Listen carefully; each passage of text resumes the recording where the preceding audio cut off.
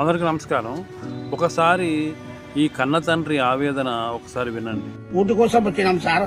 ఆ అమ్మ మేడల జాతర అని వ్యాపారం చేయడానికి, అంతేగాని మాకు ఏం కుట్రలేదు సార్. మేము బతికేది దీంట్లోనే, మా కడుపు కొట్టకని చెప్పినా మేము. కన్న తండ్రి ఆవేదన విన్న ఎవరికైనా సరే కళ్ళలో నీళ్లు రాక మానదు. మేడారం జాతరలో కర్నూలు నుంచి వచ్చి 10 రూపాయలకు కోవా బన్ను అమ్మే అతనిపై అక్కడ ఉన్న మీడియా వాళ్ళు చూపించే అత్యుత్సాహం అర్థం కాలే. అమ్మినికి వచ్చినాం సార్.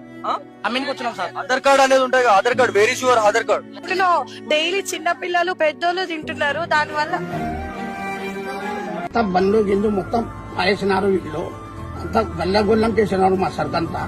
మేము పిల్లలు రోజు తింటారు కదా అని ఒక ఆమె నీ ఆధార్ కార్డు చూపించని ఇంకొక అతన్ని ఇబ్బంది పెట్టారు. అంతేకాకుండా పోలీసులను పిలిపించి ఆ బన్నలన్నీ కూడా కిందని పడవేయించి అతన్ని అక్కడ వ్యాపారం చేయకుండా చేసి అక్కడి నుంచి పంపించి వేశారు.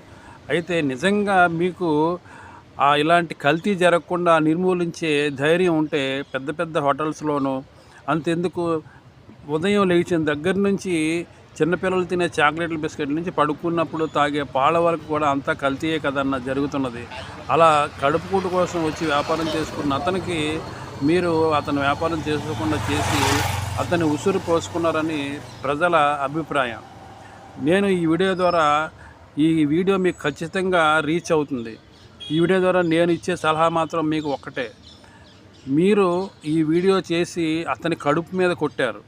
అయితే మమ్మల్ని క్షమించండి అన్న వీడియో మీ ఇద్దరూ కూడా ఆ వీడియో చేసి పోస్ట్ చేస్తేనే మీకు ఆ భగవంతుడు క్షమిస్తాడు.